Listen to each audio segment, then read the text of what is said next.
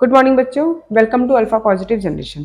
आज हम पढ़ेंगे आइसोमेरिज्म के बारे में। आइसोमेरिज्म टू टाइप्स के होते हैं, स्ट्रक्चरल आइसोमेरिज्म और स्टीरियो आइसोमेरिज्म। ठीक है, तो स्ट्रक्चर में हमें चार पार्ट्स पढ़ने हैं। सबसे पहला हो गया लिंकेज। लिंकेज में क्या होता है, एक ऐसा आइसोमेरिज्म या ऐसा कोऑर्डिनेशन कंपाउंड जिसमें टाइप्स ऑफ अटैचमेंट जो होती है वो डिफरेंट होती है। ठीक है, एम्बिडेंट लिगेंड्स प्रेजेंट होता है इस वजह से।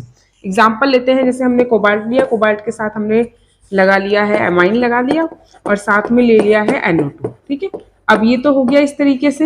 अब हमें पता है जो NO2 है ना वो एम्बिडेंट लिगेंड है। एम्बिडेंट लिगेंड है तो वो इस तरीके से भी लग सकता है। ठीक है, और अगर हम बोलते हैं, क्वेश्चन इस तरीके से एग्जाम में आता है कि इसका आइसोमेरिज्म बनाओ। ठीक है, तो आइसोमेरिज्म कैसे बनाएंगे, सबसे पहले हम पहचानेंगे कि इनमें से एम्बिडेंट लिगेंड है या नहीं है। तो हमें पता है NO2 जो है वो एम्बिडेंट लिगेंड है, ये O की तरफ से भी लगता है, N की तरफ से भी लगता है। ठीक है, किस तरीके से, या तो ये ONO बना सकता है O की तरफ से अटैच करके, या NO2 बना सकता है N की तरफ से अटैच करके।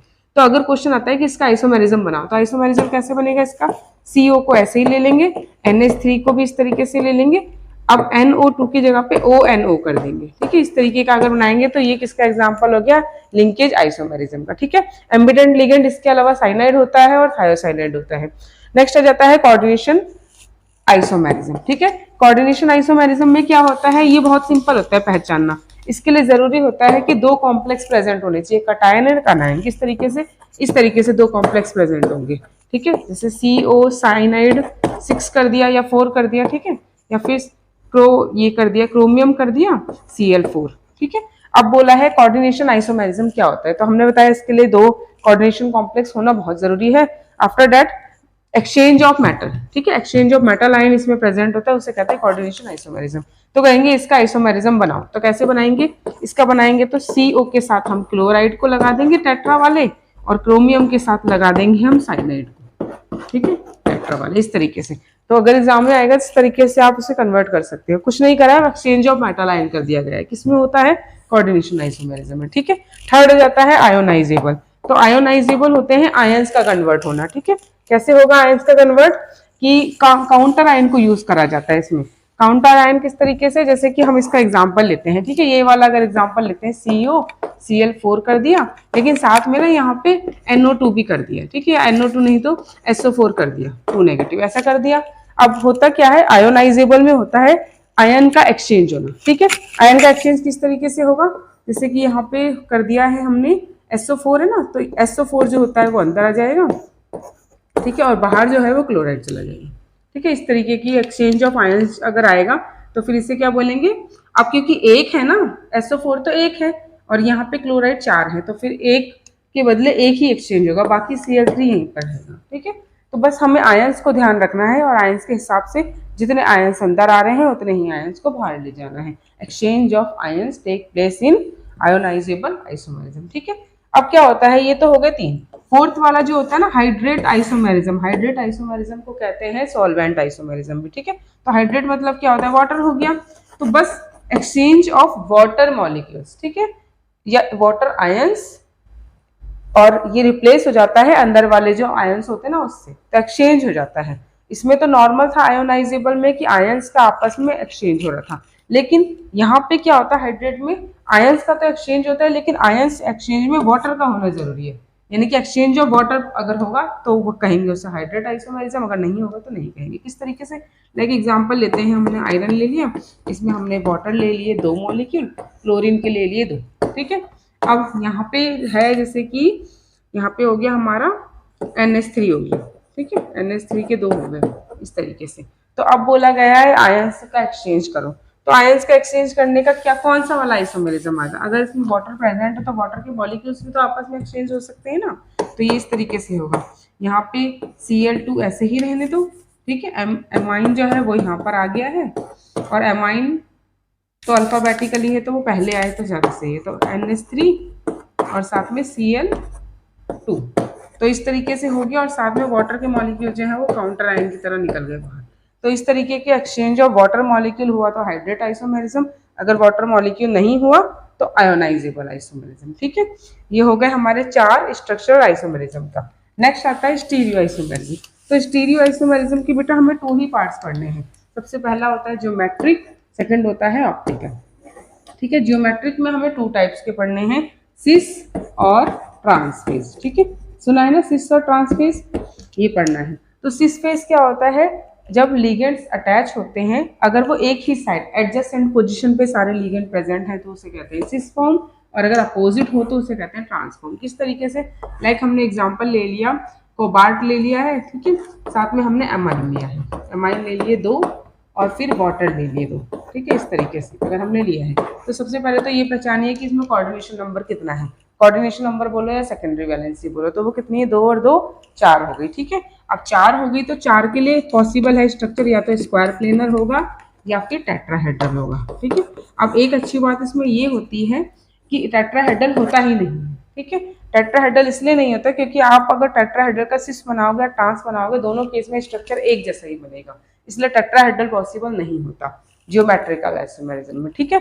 तो हमें सिर्फ एक ही ऑप्शन मिला है स्क्वायर, तो बस कोबाल्ट को लगा दो बीच में, उसके बाद एमाइन जो है वो 2 है ना, तो स्क्वायर तो इस तरीके से बनेगा 4, तो एमाइन अगर हम इस तरीके से लगाते हैं एक ही साइड में और वाटर को भी एक ही साइड में, ठीक है। तो हमने देखा कि एमाइन सारा एक तरफ है, वाटर एक तरफ है, तो एमाइन एक तरफ हो गया तो कौन सी फेज हो गई है, सिस। लेकिन अगर ऐसा हुआ होता कि एमाइन की जगह पे यहाँ पे एमाइन आया होता, ठीक है, और वाटर के अपोजिट में वाटर आया होता, तो अगर लिगेंड्स एक जैसे लिगेंड्स अपोजिट साइड में प्रेजेंट है तो उसे कहते हैं ट्रांसफेज, ठीक है। समझ गए, सिस मतलब एडजेसेंट पोजीशन पे और ट्रांस मतलब अपोजिट, ठीक है।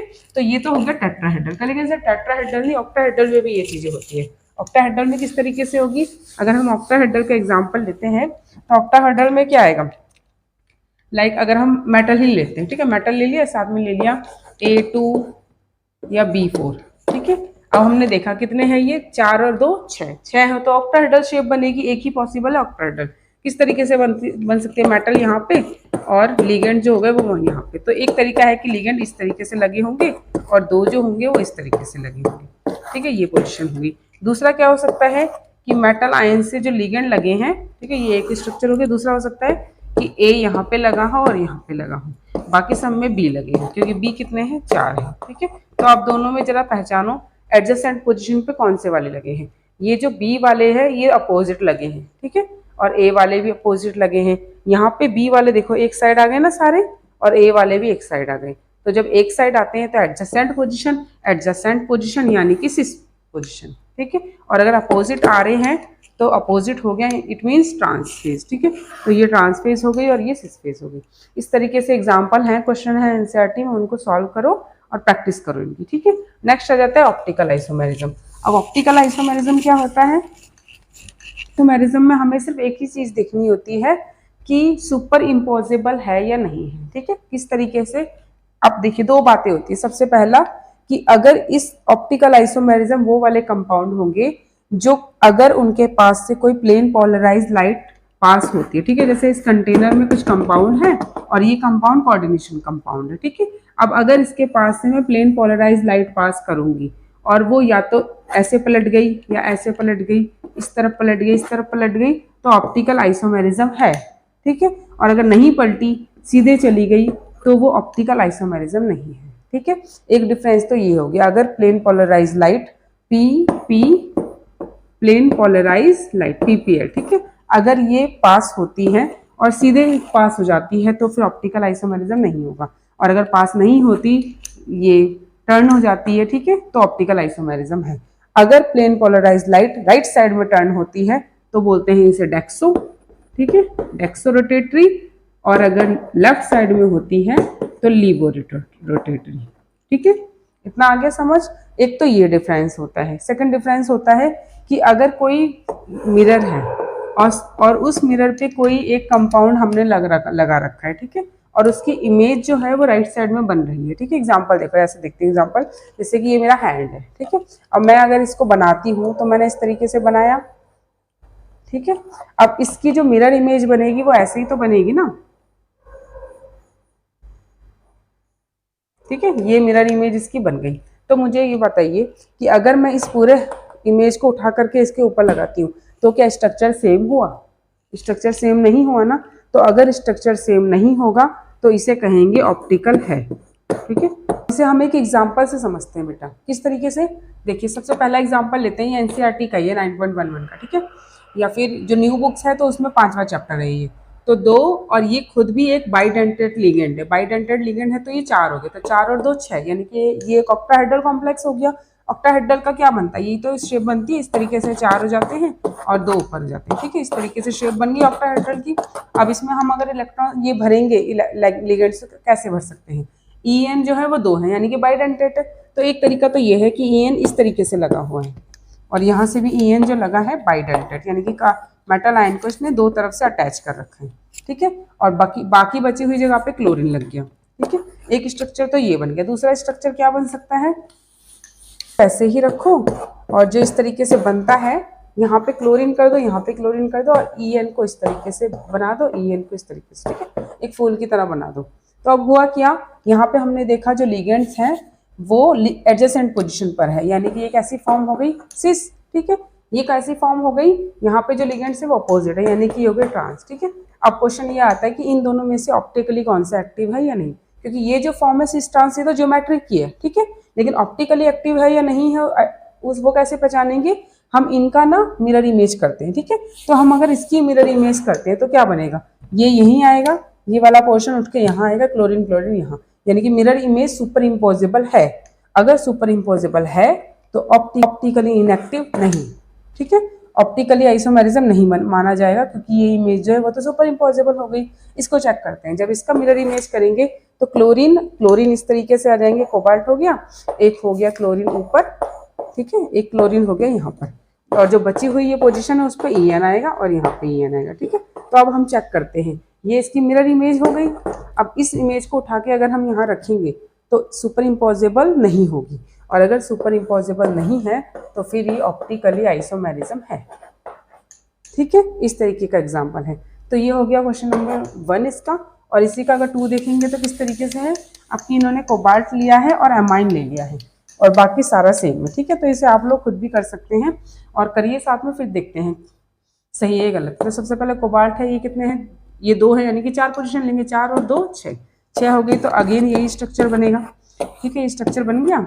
और दूसरा स्ट्रक्चर जो बनेगा वो ये बन सकता है, बस अब हमें लगाना है। एमाइन हो सकता है ऐसे लगा दें, NH3 यहाँ पे, एक एमाइन एक Cl, En को लगा सकते हैं इस तरीके से और इस तरीके से। एक तो ये हो गया स्ट्रक्चर। दूसरा स्ट्रक्चर क्या हो सकता है कि En एडजेसेंट ना लगा के En को अपोजिट लगा दो। तो अपोजिट कैसे लग सकता है, ऐसे और ऐसे, और बचा हुआ क्या है, NH3 को यहाँ कर दो, Cl को यहाँ। तो इन दोनों में से ट्रांसफेज हो गई ये, ठीक है, क्योंकि इसको अगर हम यहाँ पे रखेंगे ना और मिरर इमेज करेंगे तो मिरर इमेज सेम आएगी। अगर मिरर इमेज सेम आ गई है, मिरर इमेज सेम अगर सेम आ गई है तो ये ऑप्टिकली नहीं है, ठीक है।